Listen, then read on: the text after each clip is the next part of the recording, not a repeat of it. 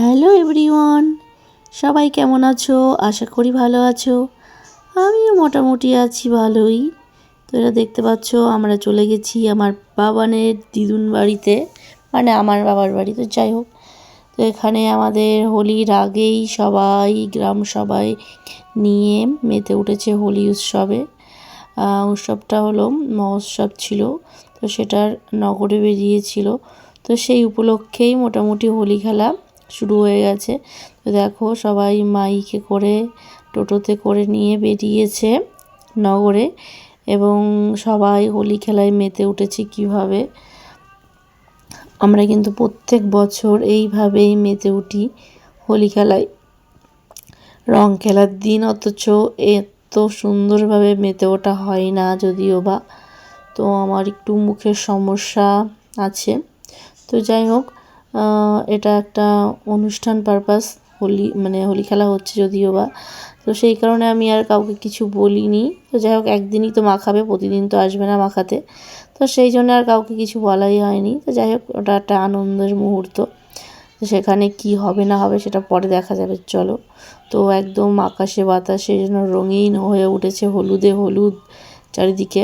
আর এখানে শুধুমাত্র হলুদ রঙের আবিরটাই ব্যবহার করা হচ্ছিল, অন্য কোনো রং ছিল না। তো সবাই দেখো, সবাই মনে হচ্ছে ভূত একসাথে, সব হলুদ ভূত হয়ে গেছে সবাই। তার এই যে গোপালকে নিয়ে বেরোনো হয়েছে, গোপালকেও সবাই হোলি খেলছে গোপালের সঙ্গে, এবং একটু মুখে মিষ্টি জল এগুলো দেখাচ্ছে আর কি। প্রত্যেক বাড়িতে যাওয়া হয়নি, রাস্তায় রাস্তায় নিয়ে ঘোরা হয়েছে। তো আমাদের বাড়িটা সবার শেষে, আর বেশ চওড়া ছিল উঠোন, সেই জন্য আমাদের বাড়িতে নিয়ে আসার কথা ছিল আগে থেকেই যদিও বা। তো আমাদের বাড়িতে নিয়ে এসেছিলো, আর আমাদের বাড়ির আশেপাশের সবাই আমাদের বাড়িতে এসেই তো গোপালের মুখে একটু জল মিষ্টি আবির দিয়ে এইভাবেই দেখো মেতে উঠেছে। আর আমি সঙ্গে ভিডিও করছি, আর সঙ্গে একটু একটু করে মেতে উঠেছি। দেখো সবাই, ছেলে মেয়ে বউ বৌদি কাকিয়ে, দেখো আমার ছেলে, তাকে তো একটু মাখানো হয়েছিলই, আর তারপরে সে নিজে নিজে কিছুটা মাতব্বারি করে মেখে ভূত হয়েছে ইচ্ছাকৃতভাবে। যাই হোক, সে তো খুবই মজাই আছে। এই দিনগুলো তার কাছে কোনো কথা হবে না, বস যা ইচ্ছা তাই করবে, কিছু বলা যাবে না।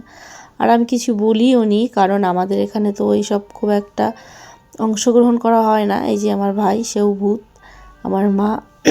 এই যে আমাদের নগরে ঘোরা কমপ্লিট। তো আমি বেশি দূর যাইনি, জাস্ট আমাদের বাড়ি থেকে ওই মণ্ডপ পর্যন্তই গেছিলাম। তো তারপরে এই যে গোপালকে নামানো হচ্ছে, এই যে দেখো। তো ব্যাস এইটুকুই। সবাই একবার রাধে রাধে কমেন্ট করে যাও। হরে কৃষ্ণ।